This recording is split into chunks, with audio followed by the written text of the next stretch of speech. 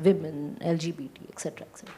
So that way, I mean, that's, I'm privileged to work in a place like that. But also I have been, in a sense, lucky, and also, I guess, sort of created that space, since I've been working in media and advertising and all of that.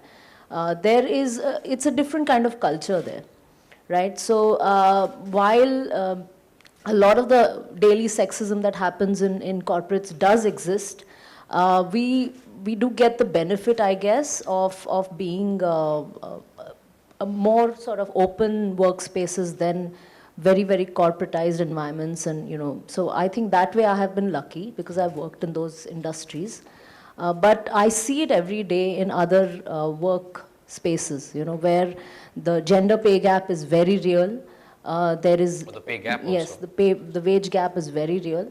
Also, because what happens is that women, it comes from how you value yourself, right? So you don't tend to be as great negotiators as men when it comes to pay. And that is something that we've seen across, not just India. Coming back to the point about a woman feeling deserving enough herself. Does she feel deserving that I can't ask for so much? Yes. It's a man's sort of privilege to do. No, I don't think it's a man's thing that comes into your head, but it's just how you value yourself. I think it's your conditioning. And ultimately, sorry to interrupt, but I completely agree with what Meghna is saying. I think at a large level, our social conditioning, our cultural conditioning from a very young age limits our potential in terms of what we think of what is possible. So it starts right in around class 8, 9, beta arts loge ke science loge, girl not take arts or commerce. It's that conditioning as to why would you not take science because you can't do science? No, I don't think that's correct.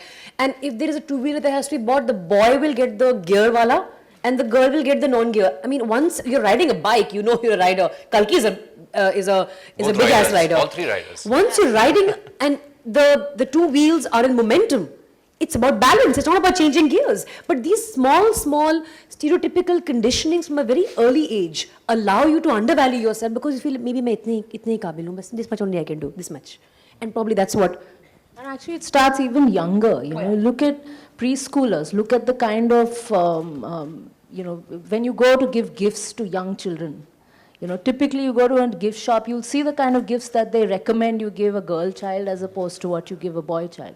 I've had people, I have a 2-year-old daughter, and I've had guys in the gift shop tell me, नहीं ये drilling kit तो boys के लिए है, और हाँ तो आपको cooking set चाहिए.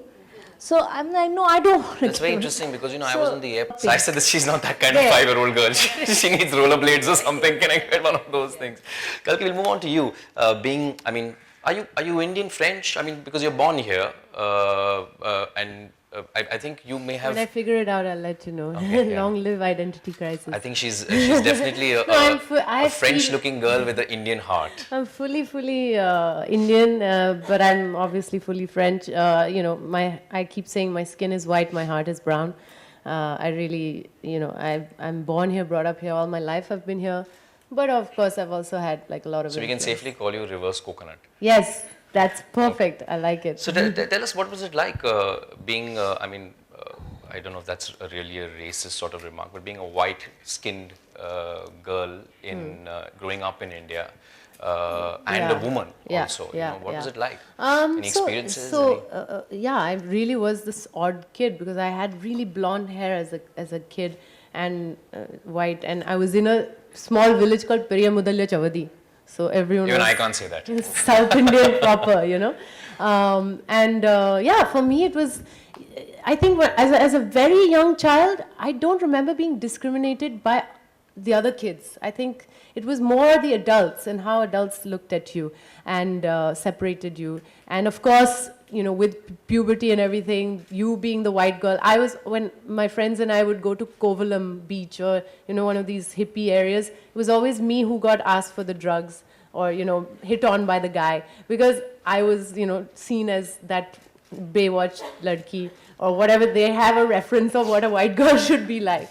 So I had to, and then I would give it back, you know, in Tamil. Tamil.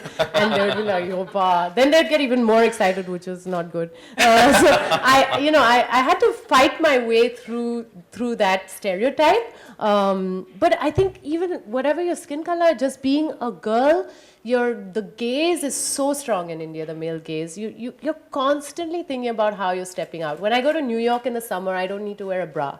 And it's such a liberating feeling, you know. And here, I mean, you won't even think of it. You limit yourself all the time because, okay, I'm going to Lucknow. Okay, I'm going to take my salwar, you know. So we have to limit ourselves because of things. But, you know, in a way, I also think you have to consciously make an effort to be like, no, okay, I have to be sensible, but I also have to be myself. And, you know, draw some lines there and push those limits of who you are, what you want to represent. I think it's really a constant effort for a woman to have to do that. Sandeep, moving on to you. I mean, you said you grew up in a family of very empowered women. So I'm sure, I mean, even if I don't know where you grew up. Which city did you grow up in? So I was born in Bhopal and my dad was in PHL.